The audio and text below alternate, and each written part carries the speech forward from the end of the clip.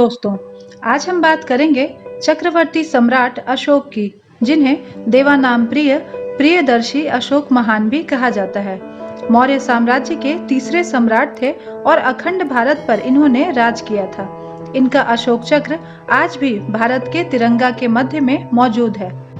सम्राट अशोक के बारे में जानकारी के मुख्य स्रोत उनके द्वारा बनवाए गए स्तंभ और शिलालेख हैं, जो आज भी भारत के कई स्थानों पर दिखाई देते हैं। साथ ही कई साहित्यिक स्रोत भी हैं, जिनमें बौद्ध और जैन ग्रंथ हैं और एक अशोका अवदान भी है, जिससे अशोक के बारे में बहुत सी जानकारी हमें मिलती है। पिछले वीडियो में हमने बात की थी चंद्रगुप्त मौर्य की, जिन्होंने नंद वंश को हराकर मौर्य साम्राज्य की नींव रखी थी। चाणक्य इनके प्रधानमंत्री थे और इन्होंने एक बहुत बड़ा साम्राज्य खड़ा कर दिया था। चंद्रगुप्त मौर्य के पश्चात इनके पुत्र बिंदुसार राजा बने। 298 बीसी में और 273 बीसी तक इन्होंने राज किया। बिंदुसार को अमित्र घात भी कहा जाता है, जिसका अर्थ होता है शत्रुओं का विनाश करने वाला। जैन ग्रंथों में इन्हें सिंहसेन भी कहा गया है। इनके शासनकाल में तक्षशिला में 2 बार विद्रोह हुआ था, जिसका दमन करने के लिए इन्होंने अपने पुत्रों, पहली बार सुसीम को और दूसरी बार अशोक को भेजा था। बिंदुसार के राज दरबार में डायनोसिस नामक राजदूत भी आया था, जिसे मिस्र के शासक टॉलमी सेकंड ने भेजा था। बिंदुसार की मृत्यु 273 बीसी में हुई थी।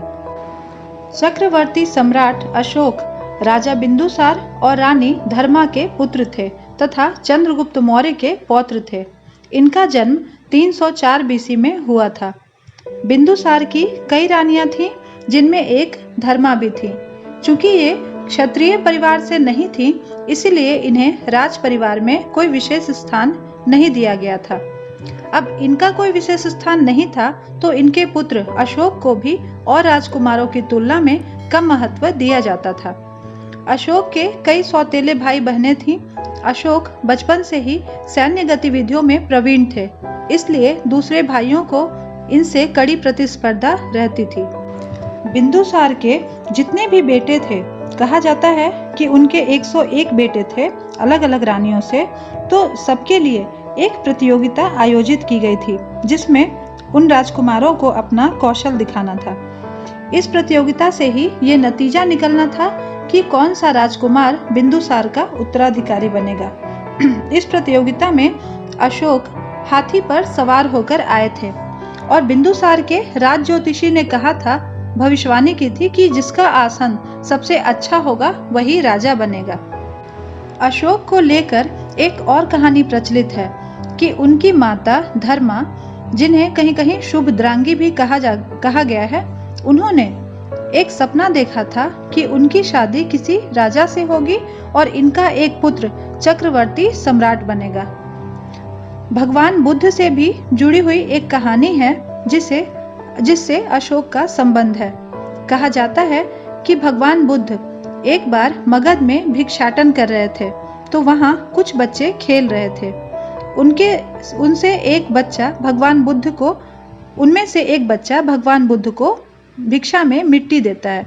तो उस समय महात्मा बुद्ध ने मुस्कुराकर कहा था कि ये बच्चा अगले जन्म में बहुत बड़ा राजा बनेगा और समस्त भूभाग को जीत लेगा। ऐसा कहा जाता है कि यही बच्चा अगले जन्म में अशोक के रूप में पैदा हुए। अशोक के बड़े भाई का नाम सुशीम था, तो इन्हें सम्राट बिंदुसार बहुत चाहते थे और ऐसा चाहते थे कि उनका ज्येष्ठ पुत्र सुशीम ही मौर्य साम्राज्य की गद्दी पर बैठे, उसका राज्याभिषेक हो। राजा बिंदुसार ने अशोक के बड़े भाई सुशीम को तक्षशिला का प्रांतपाल बनाया। तक्षशिला वही क्षेत्र था जिसे चंद्रगुप्त मौर्य ने सेल्यूकस से प्राप्त किया था। तो यहाँ भारतीय यूनानी मूल के बहुत लोग रहते थे। इस कारण यहाँ विद्रोह की संभावना बनी रहती थी। सुशीम, जो यहाँ का प्रांतपाल था, अशोक के बड़े भाई, तो उनके अकुशल प्रशासन के कारण उस क्षेत्र में विद्रोह हो गया। अब राजा बिंदुसार ने, जो सुसीम को बहुत मानते थे, उनके कहने पर अशोक को तक्षशिला भेजे विद्रोह का दमन करने के लिए। तो बचपन से ही अशोक की वीरता के चर्चे सर्वत्र फैले हुए थे। कहा जाता है कि उन्होंने सिर्फ एक लकड़ी से शेर को ढेर कर दिया था। तो जैसे जैसे ये बड़े होते गए, इनका पराक्रम भी देखने लायक होता था। हर प्रकार के अस्त्र शस्त्र चलाने में निपुण ये बड़े वीर योद्धा साबित हुए थे। तो अशोक के आने की खबर सुनकर ही विद्रोहियों ने अपना उपद्रव खत्म कर दिया और विद्रोह बिना युद्ध किए ही खत्म हो गया था। इसी कारण अशोक को अवंती का राज्यपाल बनाया गया। इस समय ये मात्र 18 वर्ष की आयु के थे और 286 बीसी की ये बात है। तो जब इन्हें अवंती का राज्यपाल बनाया गया तो ये एक कुशल राजनीतिज्ञ के रूप में उभरे। राजकुमार अशोक जब भी कोई कार्य करते थे तो अपनी प्रजा का पूरा ध्यान रखते थे। इसी कारण इनकी प्रजा इन्हें बहुत पसंद करने लगी थी। इधर अशोक की प्रसिद्धि से उसके बड़े भाई सुसीम को सिंहासन न मिलने का खतरा बढ़ गया। इधर सुसीम भी बहुत अच्छा शासक सिद्ध नहीं हुआ था, क्योंकि तक्षशिला में विद्रोह हो चुका था जहां का वो प्रांतपाल था। साथ ही वो अपने साथी राज दरबारियों और अपने से बड़ों का भी आदर नहीं करता था। कुछ वर्षों के पश्चात सम्राट बिंदुसार वृद्ध हो चले थे और बीमार रहने लगे। अब यह जरूरी था कि वो अपना उत्तराधिकारी चुने। इधर सुसीम से तंग आ चुके लोगों ने अशोक को राज सिंहासन हथिया लेने के लिए प्रोत्साहित किया, जिसमें एक थे राधागुप्त। राधागुप्त बिंदुसार के राज दरबार में मंत्री थे। बहुत से लोगों का ये मानना था कि राधागुप्त चाणक्य के पोते थे। तो राधागुप्त भी चाहते थे कि अशोक ही राजा बने और इसके लिए उन्होंने अशोक की हर संभव सहायता भी की थी।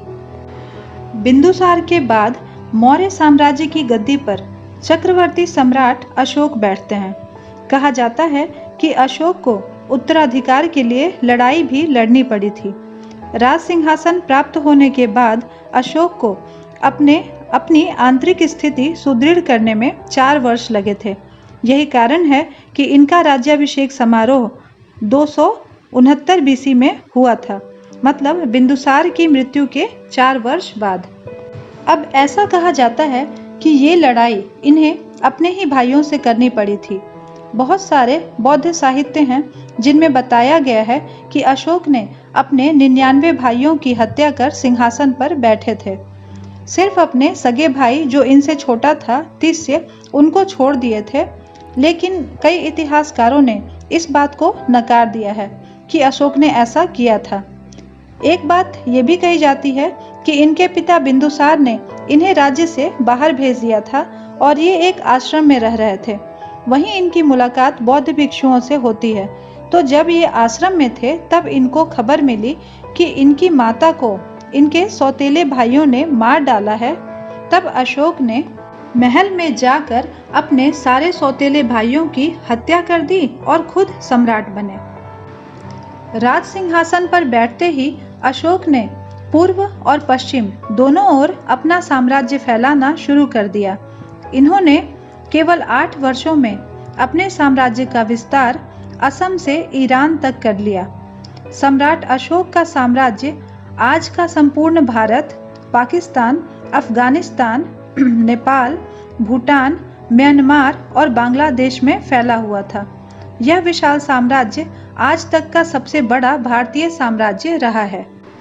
सम्राट अशोक के शासनकाल का सबसे महत्वपूर्ण युद्ध था कलिंग युद्ध।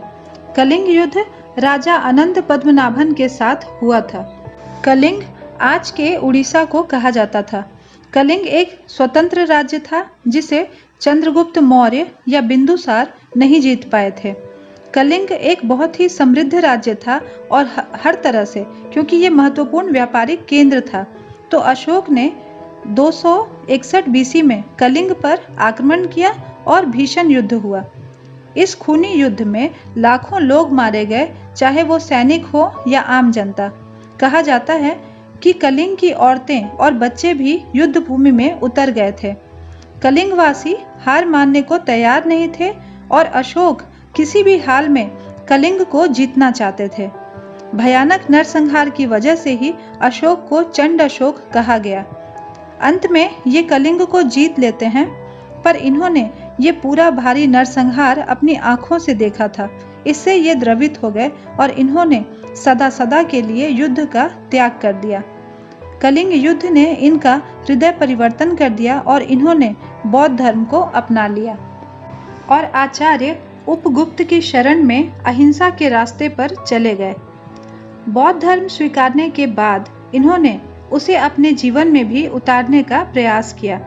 इन्होंने शिकार तथा पशु हत्या करना छोड़ दिया, ब्राह्मणों और अन्य संप्रदायों को खुलकर दान देना भी आरंभ किया तथा जन कल्याण के कार्य, चिकित्सालय, पाठशाला, सड़कों आदि का निर्माण करवाना ये सब शुरू कर दिया। साम्राज्य के सभी साधनों को जनता के कल्याण हेतु लगा दिया। सम्राट अशोक ने बौद्ध धर्म के प्रचार के लिए धर्म यात्राओं का आरंभ किया।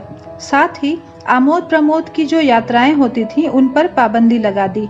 उन्होंने बोध गया की यात्रा की, राजकीय पदाधिकारियों की नियुक्ति की, धर्म महामात्रों की नियुक्ति करवाई। अशोक ने बौद्ध धर्म के प्रचार के लिए पदाधिकारियों का एक नया वर्ग बनाया था, जिसे ही धर्म महामात्र कहा जाता था। इनका कार्य था विभिन्न धार्मिक संप्रदायों के बीच द्वेष भाव को मिटाकर धर्म की एकता स्थापित करना। इन्होंने अपने पुत्र महेंद्र व पुत्री संघमित्रा को भी बौद्ध धर्म के प्रचार प्रसार में लगा दिया था। धर्म प्रचारकों को नेपाल, श्रीलंका, अफगानिस्तान, सीरिया, मिस्र और यूनान भी भेजा गया। अशोक के ही शासनकाल में पाटलिपुत्र में तृतीय बौद्ध संगीति का भी आयोजन किया गया था। तो दोस्तों, ये थी सम्राट अशोक की कहानी, लेकिन ये कहानी अभी खत्म नहीं हुई। अगले वीडियो में ये जारी रहेगी। मिलते हैं अगले वीडियो में अशोक के प्रशासन, अशोका धम्म और अशोक के शिलालेखों की जानकारी लेकर। धन्यवाद।